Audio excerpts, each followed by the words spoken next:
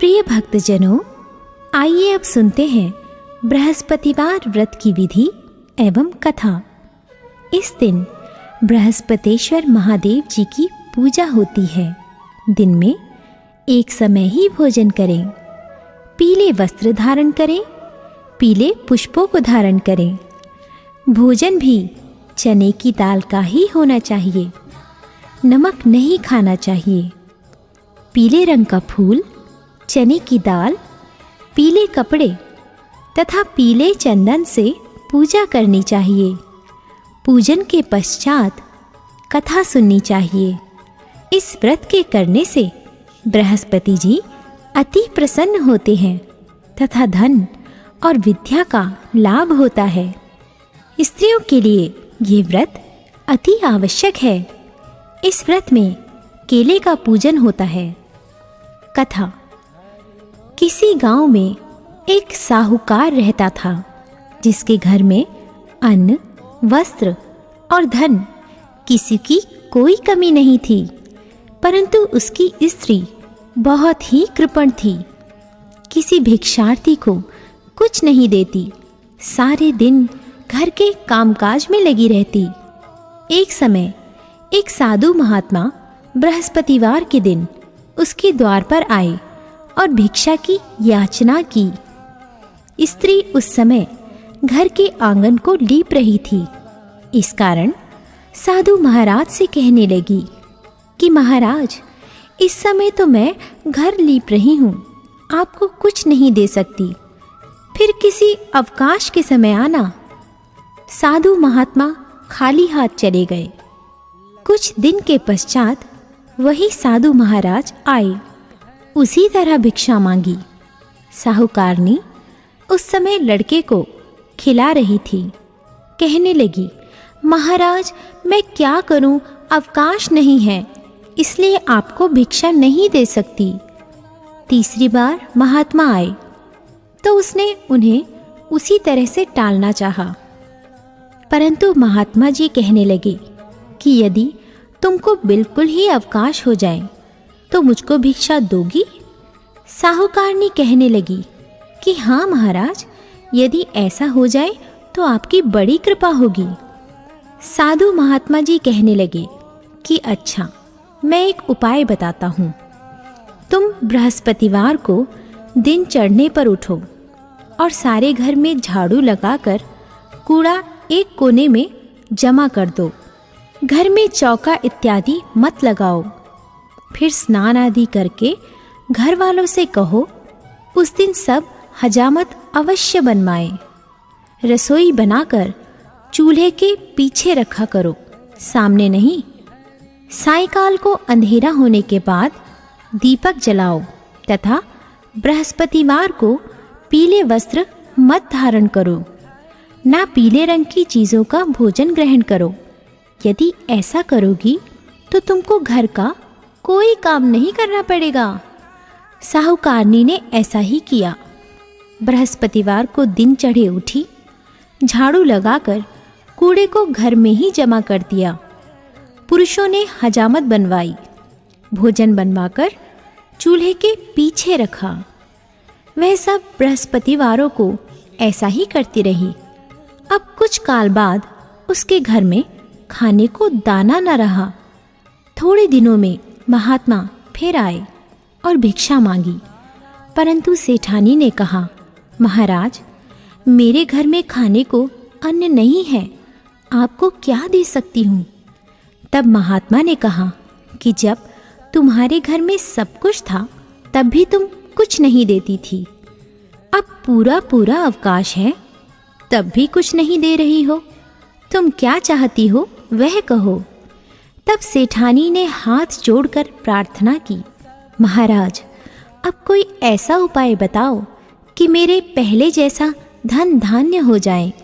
अब मैं प्रतिज्ञा करती हूँ कि आप जैसा कहेंगे वैसा ही करूँगी। तब महात्मा जी ने कहा, बृहस्पतिवार को प्रातःकाल उठकर स्नानादि से निवृत्त होकर घर को गौ के गोबर से लीपो तथा घर के पुरुष हजामत ना बनवाए। भूखों को अन्न जल देती रहो ठीक सायंकाल दीपक जलाओ। यदि ऐसा करोगी तो तुम्हारी सब मनोकामनाएं भगवान बृहस्पति जी की कृपा से पूर्ण होंगी। सेठानी ने ऐसा ही किया और उसके घर में धन धान्य वैसा ही हो गया जैसा कि पहले था। इस प्रकार भगवान बृहस्पति जी की कृपा से अनेक प्रकार के सुख भोगकर दीर्घकाल तक जीवित रही।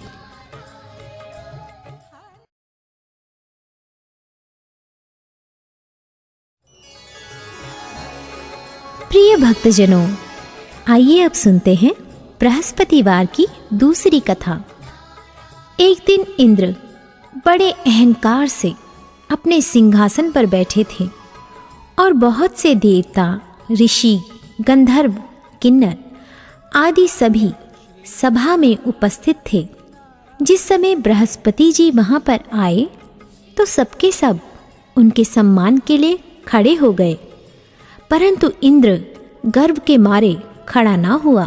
यद्यपि वह सदैव उनका आदर किया करता था। बृहस्पति जी अपना अनादर समझते हुए वहां से उठकर चले गए। तब इंद्र को बड़ा शोक हुआ कि देखो, मैंने गुरुजी का अनादर कर दिया, मुझसे बड़ी भारी भूल हो गई। गुरुजी के आशीर्वाद से ही मुझको यह वैभव मिला है। उनके क्रोध से यह सब नष्ट हो जाएगा, इसलिए उनके पास जाकर उनसे क्षमा मांगनी चाहिए, जिससे उनका क्रोध शांत हो जाए और मेरा कल्याण हो। ऐसा विचार कर इंद्र उनके स्थान पर गए। जब बृहस्पति जी ने अपने योग बल से यह जान लिया कि इंद्र क्षमा मांगने के लिए आ रहा है, तब क्रोधवश उनसे भेंट करना उचित ना समझकर अंतर्ध्यान हो गए। जब इंद्र ने बृहस्पति जी को घर पर न देखा, तब निराश होकर लौट आए। जब दैत्यों के राजा वृषवर्मा को यह समाचार विदित हुआ, तो उसने अपने गुरु शुक्राचार्य की आज्ञा से इंद्रपुरी को चारों तरफ से घेर लिया। गुरु की कृपा न होने के कारण देवता हारने व मार खाने लगे। तब उन्होंने ब्रह्मा जी को विनयपूर्वक सब वृतांत सुनाया और कहा कि महाराज, दैत्यों से किसी प्रकार हमें बचाइए। तब ब्रह्मा जी कहने लगे कि तुमने बड़ा अपराध किया है, जो गुरुदेव को क्रोधित किया। अब तुम्हारा कल्याण इसी में हो सकता है। त्वष्टा ब्राह्मण का पुत्र विश्वरूपा बड़ा तपस्वी और ज्ञानी है, उसे अपना पुरोहित बनाओ तो तुम्हारा कल्याण हो सकता है। ये वचन सुनते ही इंद्र त्वष्टा के पास गए और बड़े विनीत भाव से त्वष्टा से कहने लगे कि आप हमारे पुरोहित बनिए, जिससे हमारा कल्याण हो। तब त्वष्टा ने उत्तर दिया कि पुरोहित बनने से तपोबल घट जाता है, परंतु तुम बहुत विनती करते हो, इसलिए मेरा पुत्र विश्वरूपा पुरोहित बनकर तुम्हारी रक्षा करेगा। विश्वरूपा ने पिता की आज्ञा से पुरोहित बनकर ऐसा यत्न किया कि हरि इच्छा से इंद्र वृषवर्मा को युद्ध में जीतकर अपने इंद्रासन पर स्थित हुआ। विश्वरूपा के 3 मुख थे। एक मुख से वह सोमपल्ली लता का रस निकाल पीते थे, दूसरे मुख से वह मदिरा पीते और तीसरे मुख से अन्नादि भोजन करते। इंद्र ने कुछ दिनों उपरांत कहा कि मैं आपकी कृपा से यज्ञ करना चाहता हूँ। जब विश्वरूपा की आज्ञानुसार यज्ञ प्रारंभ हो गया, तब एक दैत्य ने विश्वरूपा से कहा कि तुम्हारी माता दैत्य की कन्या है, इस कारण हमारे कल्याण के निमित्त एक आहुति दैत्य के नाम पर भी दे दीजिए तो अति उत्तम हो। विश्वरूपा उस दैत्य का कहा मानकर आहुति देते समय दैत्य नाम भी धीरे धीरे से लेने लगे। इसी कारण यज्ञ करने से देवताओं का तेज नहीं बढ़ा। इंद्र ने यह वृतांत जानते ही क्रोधित होकर विश्वरूपा के 3 सिर काट डाले मद्यपान करने से भंवरा, सोमपल्ली पीने से कबूतर और अन्न खाने के मुख से तीतर बना। विश्वरूपा के मरते ही इंद्र का स्वरूप ब्रह्म हत्या के प्रभाव से बदल गया। देवताओं के 1 वर्ष पश्चाताप करने पर भी ब्रह्म हत्या का वह पाप न छूटा, तो सब देवताओं के प्रार्थना करने पर ब्रह्मा जी बृहस्पति जी के सहित वहां गए। उस ब्रह्म हत्या के 4 भाग किए, उनमें से 1 भाग पृथ्वी को दिया। इसी कारण कहीं कहीं धरती ऊंची नीची और बीज बोने के लायक भी नहीं होती। साथ ही ब्रह्मा जी ने यह वरदान दिया, जहाँ पृथ्वी में गड्ढा होगा कुछ समय पाकर स्वयं भर जाएगा। दूसरा वृक्षों को दिया, जिससे उनमें से गोंद बनकर बहता है। इस कारण गूगल के अतिरिक्त सब गोंद अशुद्ध समझे जाते हैं। वृक्षों को यह वरदान दिया कि ऊपर से सूख जाने पर जड़ फिर फूट जाती है। तीसरा भाग स्त्रियों को दिया। इसी कारण स्त्रियां हर महीने रजस्वला होकर पहले दिन चांडालनी, दूसरे दिन ब्रह्मघातिनी, तीसरे दिन धोबिन के समान रहकर चौथे दिन शुद्ध होती हैं और संतान प्राप्ति का उनको वरदान दिया। चौथा भाग जल को दिया, जिससे फेन और सिवाल आदि जल के ऊपर आ जाते हैं। जल को यह वरदान मिला कि जिस चीज़ में डाला जाएगा वह बोझ में बढ़ जाएगी। इस प्रकार इंद्र को ब्रह्म हत्या के पाप से मुक्त किया। जो मनुष्य इस कथा को पढ़ता या सुनता है, उसके सब पाप शांत मन के साथ बृहस्पति व्रत में भगवान विष्णु की उस पावन कथा की शुरुआत करें, जो जीवन की दरिद्रता को समाप्त कर समृद्धि का द्वार खोल देती है। बहुत समय पहले की बात है। भारतवर्ष में एक अत्यंत सुंदर और समृद्ध नगर हुआ करता था। उस नगर का नाम कनकपुर था। वहां के राजा का नाम देववर्धन था और उनकी रानी का नाम यशोधरा था। राजा देववर्धन के पास धन, दौलत और ऐश्वर्य की कोई कमी नहीं थी। उनके खजाने हमेशा सोने और चांदी से भरे रहते थे। उनकी प्रजा भी सुखी थी, क्योंकि राजा के पूर्वजों ने बहुत पुण्य कमाए थे। रानी यशोधरा साक्षात लक्ष्मी का स्वरूप थीं। वह अत्यंत धार्मिक, पतिव्रता और भगवान विष्णु की परम भक्त थीं। रानी यशोधरा का मानना था कि यह सारा राज्य पाठ भगवान की कृपा से ही मिला है, इसलिए वह हमेशा दान पुण्य और पूजा पाठ में लगी रहती थीं। उनके चेहरे पर हमेशा एक सात्विक तेज रहता था। लेकिन कहते हैं ना कि जब विनाश आता है तो मनुष्य की बुद्धि सबसे पहले भ्रष्ट हो जाती है। राजा देववर्धन के साथ भी कुछ ऐसा ही हुआ। जवानी के जोश और अपार धन ने राजा को अंधा कर दिया था। राजा देववर्धन धीरे धीरे अपने राजकाज और धर्म कर्म से दूर होने लगे। राजा के मन में काम वासना ने घर कर लिया था। महल और राज्य की चिंता छोड़कर राजा देववर्धन नगर की एक सुंदर वेश्या के मोहपाश में बंध गए। राजा को अब न तो रानी यशोधरा की चिंता थी और न ही अपनी प्रजा की। वह दिन रात केवल उस वेश्या के कोठे पर ही समय बिताने लगे। राजा का यह पतन देखकर मंत्री और दरबारी भी बहुत दुखी थे, लेकिन राजा के डर से कोई कुछ नहीं बोल पाता था। राजा और रानी की एक संतान थी, जिसका नाम था शौर्यवीर। राजकुमार शौर्यवीर दिखने में अपने पिता की तरह ही तेजस्वी था, लेकिन उस पर भी अपने पिता के कर्मों का बहुत गहरा असर पड़ रहा था। बच्चे वही सीखते हैं जो वे अपने माता पिता को करते हुए देखते हैं। राजकुमार शौर्यवीर ने बचपन से ही अपने पिता को विलासिता और भोग विलास में डूबे हुए देखा था। रानी यशोधरा अपने बेटे को अच्छे संस्कार देने की बहुत कोशिश करती। वह उसे भगवान विष्णु की कहानियां सुनाती, धर्म का मार्ग दिखाती, लेकिन पिता का प्रभाव बालक पर ज्यादा हावी हो रहा था। राजा देववर्धन अक्सर अपने बेटे शौर्यवीर को भी अपने साथ उसी वेश्या के पास ले जाने लगे। एक दिन रानी यशोधरा ने राजा को रोकने की कोशिश की। उन्होंने हाथ जोड़कर राजा से कहा, महाराज, आप यह क्या कर रहे हैं? आप इस राज्य के राजा हैं। प्रजा आप में पिता का रूप देखती है, और सबसे बड़ी बात, हमारा पुत्र शौर्यवीर अब बड़ा हो रहा है। अगर वह आपको इस तरह अधर्म के मार्ग पर चलते देखेगा तो वह क्या सीखेगा? कृपया उस कुल्लटा वेश्या के पास जाना छोड़ दीजिए और अपने राजकाज पर ध्यान दीजिए। रानी की बात सुनकर राजा देववर्धन क्रोध से लाल हो गए। उन्होंने रानी को धक्का देते हुए कहा, यशोधरा, तुम मुझे उपदेश मत दो। मैं इस राज्य का राजा हूं। मैं जो चाहूं वह कर सकता हूं। मेरे सुख में बाधा बनने की कोशिश मत करना। और रही बात शौर्यवीर की, तो वह मेरा बेटा है। शेर का बेटा शेर ही बनेगा। उसे भी जीवन का आनंद लेने का पूरा हक है।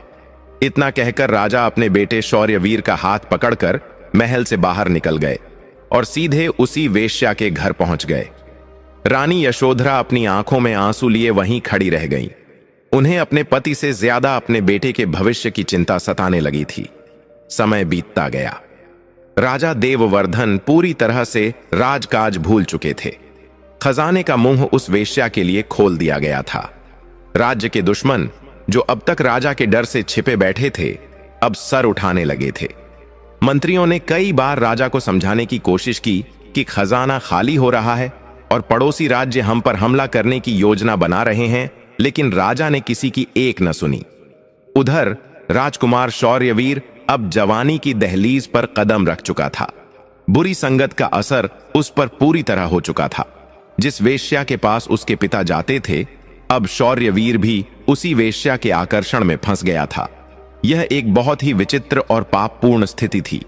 पिता और पुत्र दोनों ही एक ही वेश्या के प्रेम में पागल थे, लेकिन काम वासना ने उनकी आंखों पर ऐसी पट्टी बांध रखी थी कि उन्हें रिश्तों की मर्यादा का भी भान नहीं रहा। एक दिन राज्य में अकाल पड़ गया। बारिश नहीं हुई और फसलें सूख गईं। प्रजा दाने दाने को मोहताज हो गई। लोग मदद की गुहार लेकर महल के द्वार पर आए। महाराज, हमें बचाइए, हमारे बच्चे भूख से मर रहे हैं, प्रजा चिल्ला रही थी। रानी यशोधरा ने जब प्रजा का यह हाहाकार सुना तो उनका हृदय द्रवित हो उठा। वह दौड़कर राजा के कक्ष में गईं, लेकिन राजा वहां नहीं थे। सेवकों ने बताया कि महाराज तो राजकुमार के साथ उसी वेश्या के यहां गए हैं। रानी का सिर शर्म से झुक गया। रानी ने तुरंत अपने निजी कक्ष से अपने सारे आभूषण निकाले और महामंत्री को बुलाकर कहा, मंत्री जी, राजकोष की स्थिति तो आप जानते ही हैं। मेरे पास जो कुछ भी निजी धन और यह आभूषण है, इन्हें बेचकर प्रजा के लिए अनाज का प्रबंध कीजिए। राजा अपना धर्म भूल गए हैं, लेकिन मैं अपनी प्रजा को भूख से मरते हुए नहीं देख सकती। रानी यशोधरा ने अपनी जिम्मेदारी निभाई, लेकिन पाप का घड़ा अब भरने वाला था। राजा देववर्धन और राजकुमार शौर्यवीर के चरित्रहीनता की खबरें अब पूरे राज्य में फैल चुकी थीं। प्रजा के मन में राजा के प्रति सम्मान खत्म हो गया था। सैनिक भी हताश हो चुके थे, क्योंकि उन्हें कई महीनों से वेतन नहीं मिला था। इसी अराजकता का फायदा उठाते हुए पड़ोसी राज्य के राजा ने कनकपुर पर आक्रमण कर दिया। जिस राज्य का राजा ही भोग विलास में डूबा हो, उस राज्य की रक्षा कौन करता? सेना लड़ी, लेकिन बिना नेतृत्व और बिना मनोबल के वे ज्यादा देर तक टिक नहीं पाए।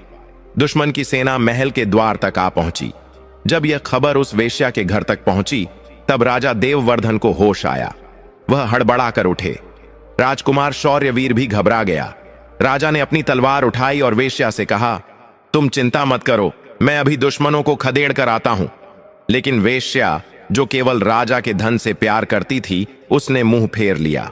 उसने कहा, महाराज, अब आपके पास न तो राज्य है और न ही धन। मैं तो केवल ऐश्वर्य की दासी हूं। आप यहां से जाइए, मुझे अपनी जान बचानी है। यह सुनकर राजा को बहुत बड़ा आघात लगा। जिस वेश्या के लिए उन्होंने अपना सब कुछ लुटा दिया, आज मुसीबत के समय उसने पहचानने से भी इनकार कर दिया।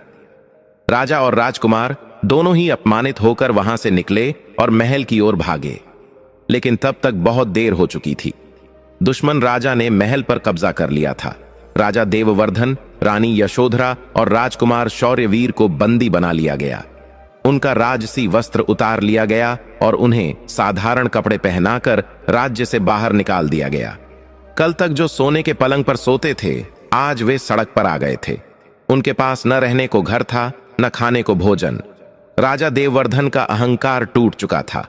वे अपनी पत्नी और बेटे के साथ दर दर की ठोकरें खाने को मजबूर हो गए। गरीबी और भुखमरी ने उन्हें घेर लिया। वे चलते चलते एक घने जंगल में पहुंच गए। वहां उन्हें एक पुरानी कुटिया दिखाई दी। वह कुटिया सुनसान थी। तीनों ने उसी कुटिया में शरण ली। राजा, जो कभी मखमल के गद्दों पर सोता था, अब उसे जमीन पर सोना पड़ रहा था। राजकुमार शौर्यवीर, जिसे 56 भोग परोसे जाते थे, अब वह जंगली कंदमूल खाकर गुजारा करने लगा। रानी यशोधरा ने कभी अपने पति या पुत्र को दोष नहीं दिया, लेकिन उनकी आंखों में एक मौन वेदना थी। वह जानती थीं कि यह सब उनके पति के कर्मों का फल है, लेकिन वह यह भी जानती थीं कि विपत्ति में धैर्य ही सबसे बड़ा मित्र होता है। जंगल में रहते हुए उन्हें कई महीने बीत गए। उनकी हालत दिन ब दिन और खराब होती जा रही थी। उनके कपड़े फट चुके थे, शरीर कमजोर हो गया था। राजा देववर्धन अब पूरी तरह से टूट चुके थे। उन्हें हर पल अपनी गलती का एहसास होता था। वह रानी से नजरें भी नहीं मिला पाते थे। एक दिन राजा देववर्धन ने रानी यशोधरा से कहा, यशोधरा, मैं पापी हूं। मैंने अपने कर्मों से तुम्हें और हमारे बेटे को इस नर्क में धकेल दिया। उस कुल्लटा के चक्कर में मैंने अपना राज्य, अपना धर्म, सब कुछ गंवा दिया। मुझे क्षमा कर दो। राजा की आंखों से पश्चाताप के आंसू बहने लगे। रानी यशोधरा ने राजा के हाथ अपने हाथों में लिए और कहा, स्वामी, जो हुआ उसे बदला नहीं जा सकता, लेकिन ईश्वर की कृपा से अभी भी सब कुछ ठीक हो सकता है। हमें भगवान पर भरोसा रखना चाहिए। विपत्ति आई है तो उसका निवारण भी वही करेंगे। उसी समय जंगल के रास्ते से एक तेजस्वी साधु गुजर रहे थे। उनके चेहरे पर सूर्य जैसा तेज था और माथे पर चंदन का तिलक लगा था। वे कोई साधारण साधु नहीं, बल्कि साक्षात बृहस्पति देव के भक्त थे। रानी यशोधरा ने जब साधु को देखा तो उन्हें लगा कि शायद ईश्वर ने उन्हें कोई राह दिखाने के लिए भेजा है। रानी ने राजा और पुत्र को इशारा किया और तीनों ने जाकर साधु महाराज के चरण स्पर्श किए। साधु ने उन्हें आशीर्वाद दिया और उनकी दशा देखकर पूछा, हे भद्रजनों, तुम लोग कौन हो और इस बीहड़ जंगल में इस दीनहीन अवस्था में क्यों रह रहे हो? तुम्हारे चेहरे का तेज बता रहा है कि तुम किसी उच्च कुल के हो, लेकिन तुम्हारी दशा किसी भिखारी जैसी है। राजा देववर्धन तो शर्म के मारे कुछ बोल नहीं पाए, लेकिन रानी यशोधरा ने रोते हुए अपनी सारी व्यथा साधु महाराज को सुना दी। कैसे राजा का मन भटक गया, कैसे राज्य छिन गया और कैसे वे आज दाने दाने को मोहताज हैं। रानी की करुण कथा सुनकर साधु महाराज का हृदय पसीज गया। उन्होंने ध्यान लगाकर देखा और सब कुछ जान लिया। उन्होंने रानी से कहा, बेटी, तुम्हारे पति ने बृहस्पति देव और भगवान विष्णु का अनादर किया है। गुरु और ईश्वर से विमुख होने के कारण ही इनकी बुद्धि भ्रष्ट हुई और यह दुर्दशा हुई। लेकिन निराश मत हो, भगवान विष्णु बहुत दयालु हैं। साधु महाराज ने आगे कहा, अगर तुम अपने खोए हुए सुख और वैभव को वापस पाना चाहती हो तो तुम्हें भगवान विष्णु को प्रसन्न करना होगा। बृहस्पतिवार के दिन भगवान विष्णु की विशेष पूजा और व्रत करने से जीवन के सारे पाप कट जाते हैं और खोया हुआ धन संपत्ति वापस मिल जाती है। रानी यशोधरा ने उत्सुकता से पूछा, महर्षि, कृपया मुझे उस व्रत की विधि बताइए। हम अपने पापों का प्रायश्चित करना चाहते हैं। मैं हर नियम का पालन करूंगी। तब साधु महाराज ने उन्हें बृहस्पति व्रत की महिमा बताना शुरू किया। उन्होंने कहा, ध्यान से सुनो बेटी, यह व्रत बहुत ही चमत्कारिक है। जो भी सच्चे मन से इस कथा को सुनता है और व्रत करता है, भगवान विष्णु उसकी सारी मनोकामनाएं पूरी करते हैं। साधु ने कहा, अब मैं तुम्हें बृहस्पति देव की वह प्राचीन कथा सुनाता हूं जो इस व्रत का मूल है। इस कथा में ही तुम्हारी समस्या का समाधान छिपा है। तभी राजा देववर्धन ने पूछा, महाराज, क्या मेरे जैसे पापी का भी उद्धार हो सकता है? साधु मुस्कुराए और बोले, राजन, जब जागो तभी सवेरा। अगर पश्चाताप सच्चा हो तो भगवान बड़े से बड़े पापी को भी गले लगा लेते हैं। तुम भी ध्यान लगाकर इस कथा को सुनना। साधु महाराज ने अपनी बात जारी रखते हुए कहा, राजन और देवी यशोधरा, ध्यान से सुनो। मनुष्य के जीवन में सुख और दुख ग्रहों की चाल और उसके अपने कर्मों का ही परिणाम होते हैं। देववर्धन, तुमने अपने जीवन में गुरु और विद्वानों का अपमान किया, धर्म के मार्ग को छोड़कर अधर्म का हाथ थामा और अपनी कुल की मर्यादा को कलंकित किया। इसी कारण देवगुरु बृहस्पति तुमसे रुष्ट हो गए। जब गुरु रुष्ट होते हैं तो इंसान की बुद्धि सबसे पहले नष्ट होती है, और जब बुद्धि नष्ट होती है तो संचित धन, मान सम्मान और वैभव भी कपूर की तरह उड़ जाता है। राजा देववर्धन सिर झुकाए साधु के एक एक शब्द को सुन रहे थे। उन्हें आज समझ आ रहा था कि उनकी बर्बादी का असली कारण कोई दुश्मन नहीं, बल्कि उनका अपना अहंकार और अज्ञान था।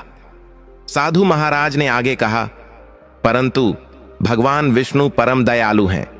जो भी व्यक्ति अपनी गलती मानकर सच्चे हृदय से उनकी शरण में आता है, वे उसे कभी निराश नहीं करते। अब मैं तुम्हें उस पावन व्रत की विधि बताता हूं, जिसे करने से तुम्हारा खोया हुआ सब कुछ वापस मिल सकता है। यह व्रत केवल धन प्राप्ति के लिए नहीं, बल्कि मन की शुद्धि और पापों के नाश के लिए भी है।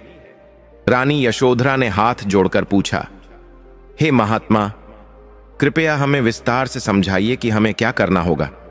हम वनवासी हैं, हमारे पास पूजा की सामग्री खरीदने के लिए धन नहीं है। हम इस घोर जंगल में उस प्रभु की आराधना कैसे करेंगे? साधु महाराज मंद मंद मुस्कुराए और बोले, पुत्री, भगवान को धन दौलत या सोने चांदी की आवश्यकता नहीं होती। वे तो केवल भाव के भूखे हैं। अगर तुम्हारे पास श्रद्धा है तो जंगल के फूल और जल भी उनके लिए अमृत समान है। फिर साधु ने व्रत के नियम बताने शुरू किए। इस व्रत को किसी भी महीने के शुक्ल पक्ष के पहले बृहस्पतिवार से शुरू करना चाहिए। जिस दिन तुम व्रत करो उस दिन सूर्योदय से पहले उठना, स्नान आदि से निवृत्त होकर पीले रंग के वस्त्र धारण करना। यदि पीले वस्त्र न हो तो हल्दी से रंगे हुए वस्त्र भी पहन सकते हो। भगवान विष्णु को पीला रंग अति प्रिय है। पूजा के लिए अगर संभव हो तो केले के पेड़ की जड़ में जल चढ़ाना, क्योंकि केले के वृक्ष में साक्षात भगवान विष्णु का वास माना जाता है। पूजा में चने की दाल और गुड़ का भोग लगाना। यह सामग्री बहुत ही साधारण है और आसानी से मिल जाती है। और सबसे महत्वपूर्ण बात, इस दिन भगवान विष्णु की कथा पढ़नी या सुननी चाहिए। कथा सुनते समय मन को एकाग्र रखना और अपने पापों के लिए क्षमा मांगना। व्रत वाले दिन घर में या कुटिया में किसी को भी बाल नहीं कटवाने चाहिए, कपड़े नहीं धोने चाहिए और साबुन या तेल का प्रयोग नहीं करना चाहिए। भोजन में केवल एक समय ही भोजन करना और उसमें भी चने की दाल का प्रयोग करना। नमक का त्याग करना इस व्रत में श्रेष्ठ माना जाता है। साधु महाराज ने राजा की ओर देखते हुए कहा, राजन, यह व्रत केवल रानी के लिए नहीं है। अगर तुम और तुम्हारा पुत्र भी इस व्रत के नियमों का पालन करोगे और मन में सात्विक विचार रखोगे तो इसका फल बहुत शीघ्र मिलेगा। याद रखना, बृहस्पतिवार की कथा में वो शक्ति है जो रंक को राजा और निर्धन को धनवान बना सकती है। इतना ज्ञान देने के बाद साधु महाराज ने अपनी झोली से कुछ पीले अक्षत चावल निकालकर रानी यशोधरा के हाथों में दिए और बोले, यह प्रभु का आशीर्वाद है, इसे संभाल कर रखना। कल बृहस्पतिवार है, कल से ही तुम अपना संकल्प शुरू करो। ईश्वर ने चाहा तो तुम्हारे अच्छे दिन बहुत जल्द लौट आएंगे। इतना कहकर साधु महाराज वहां से चले गए और देखते ही देखते जंगल की झाड़ियों में ओझल हो गए। उनके जाने के बाद भी वहां का वातावरण अत्यंत पवित्र और सुगंधित लग रहा था। राजा देववर्धन, रानी यशोधरा और राजकुमार शौर्यवीर कुछ देर तक शांत बैठे रहे। उनके मन में एक नई आशा की किरण जाग उठी थी। जो राजा कल तक आत्महत्या करने की सोच रहा था, आज उसे जीने का एक मकसद मिल गया था। रानी यशोधरा ने राजा से कहा, स्वामी, आपने सुना महात्मा ने क्या कहा?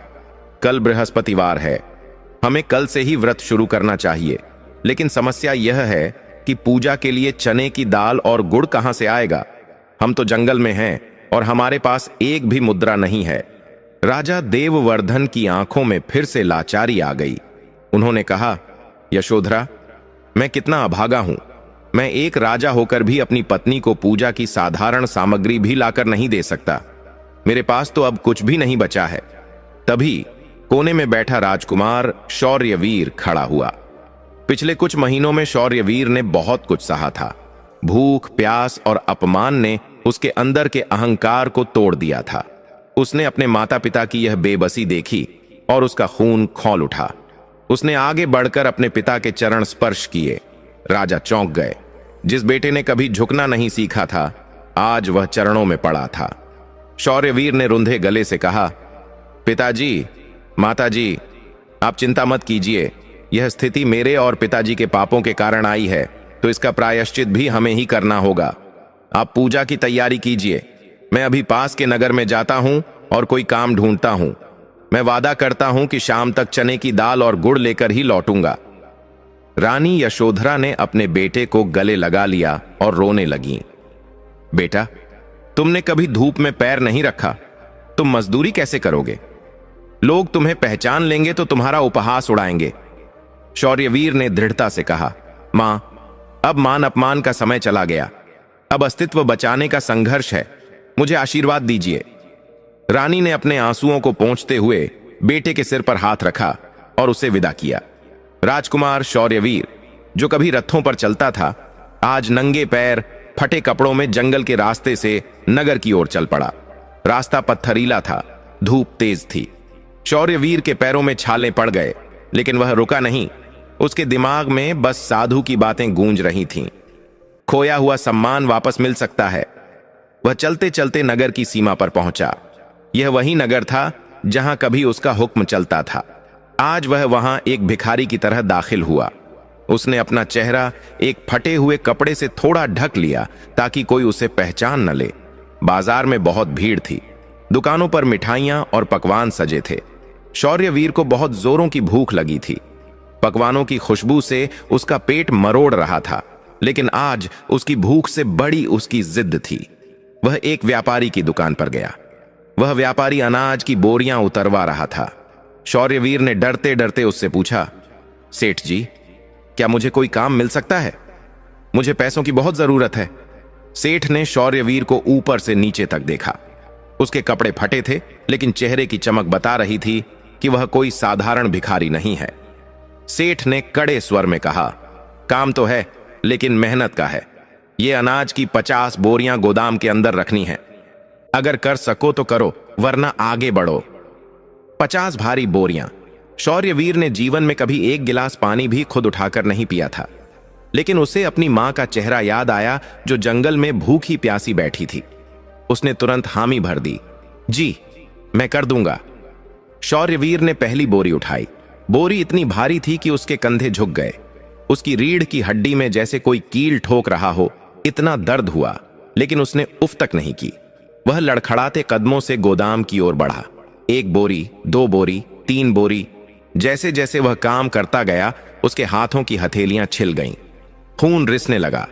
पसीने से उसका पूरा शरीर भीग गया। धूल और मिट्टी उसके चेहरे पर जम गई। बाजार से गुजरने वाले लोग उसे देख रहे थे, लेकिन कोई नहीं जानता था कि यह उनका राजकुमार है। दोपहर हो गई। सूरज सिर पर था। शौर्यवीर की हिम्मत जवाब दे रही थी। उसे चक्कर आने लगे। एक बार तो वह गिरते गिरते बचा। सेठ ने चिल्लाकर कहा, ओए, अगर बोरी गिरी और अनाज खराब हुआ तो 1 पैसा नहीं मिलेगा। इस फटकार ने शौर्यवीर के अंदर फिर से जोश भर दिया। उसने मन ही मन भगवान विष्णु का स्मरण किया। हे प्रभु, अगर वह साधु बाबा सच कह रहे थे तो मुझे शक्ति दीजिए। यह मेरे पापों का दंड है, मैं इसे स्वीकार करता हूं। शाम होते होते उसने सारी बोरियां गोदाम में पहुंचा दी। उसका शरीर टूट रहा था, कंधे सूज गए थे। वह सेठ के पास गया और हाथ फैलाकर खड़ा हो गया। सेठ ने उसकी मेहनत देखी थी। उसने खुश होकर उसे कुछ तांबे के सिक्के दिए और साथ में 2 मुट्ठी चने भी दिए। शौर्यवीर के लिए वे तांबे के सिक्के आज सोने की मोहरों से भी ज्यादा कीमती थे। उसने उन सिक्कों को माथे से लगाया। फिर वह दौड़कर एक किराने की दुकान पर गया। उसने उन पैसों से थोड़ी सी चने की दाल और थोड़ा सा गुड़ खरीदा। उसके पास अभी भी कुछ सिक्के बच गए थे। उसने सोचा कि इनसे अपने माता पिता के लिए कुछ भोजन ले लूं, लेकिन फिर उसे याद आया कि कल व्रत है। उसने उन पैसों से पूजा के लिए थोड़ा सा घी और धूप बत्ती भी ले ली। सूरज ढल रहा था। शौर्यवीर वापस जंगल की ओर भागा।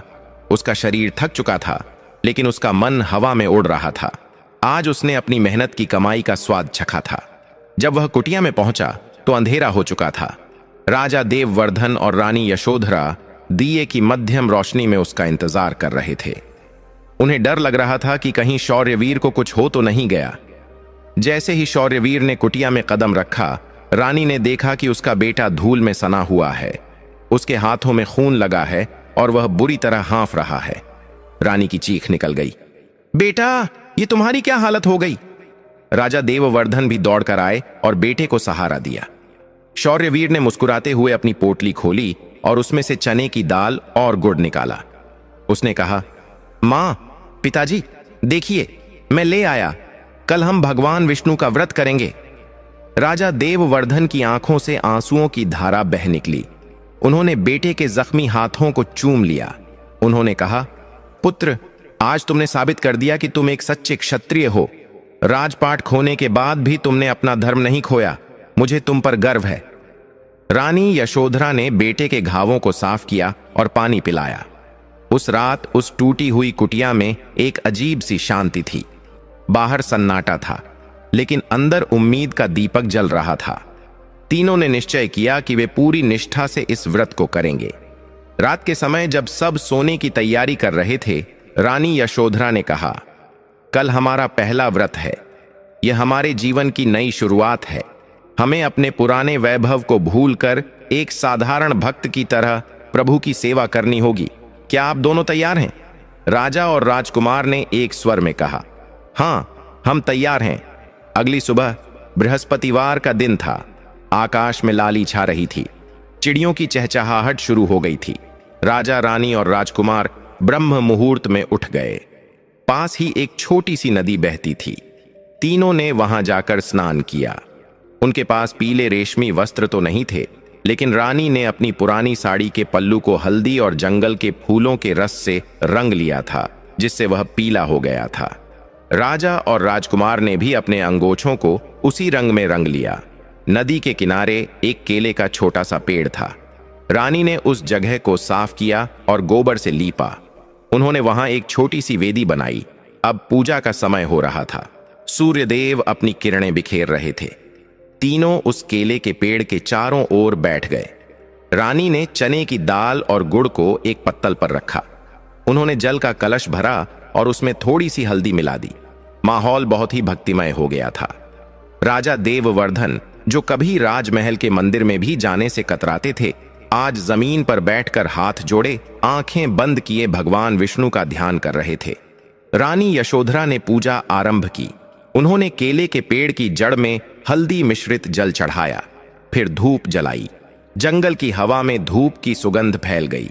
इसके बाद उन्होंने भगवान को चने की दाल और गुड़ का भोग लगाया।